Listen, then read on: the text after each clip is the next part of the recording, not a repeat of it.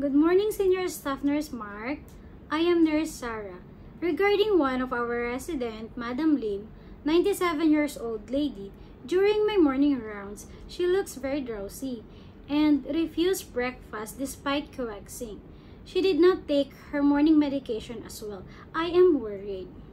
She was admitted last 14th of June, 2022. Resident's main spokesperson is her eldest daughter, Miss Karen. Her medical backgrounds are vascular dementia, stroke, DM, hypertension, hyperlipidemia, gout, and osteoarthritis knees. She has no known drug allergies. Her ACP status is comfort measures, not keen for NGT. Her preferred place of death is nursing home. Yesterday, patient seems weak and tired. She only took 1/4 share of her dinner despite coaxing. This is not her baseline.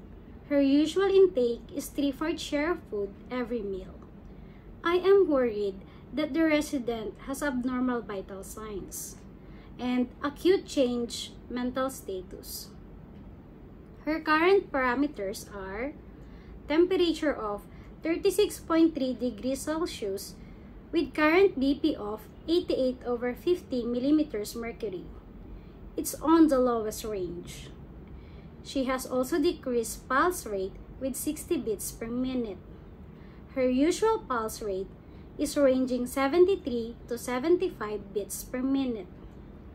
Her respiratory rate has increased with 18 cycles per minute. Her usual is 14 to 16 cycles per minute only. I also noted that she is having desaturations with SpO2 of 93% room air. Her usual SpO2 is 99% room air.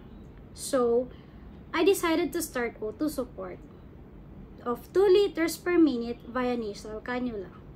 And I informed Miss Karen via phone call with regards of current condition of her mother.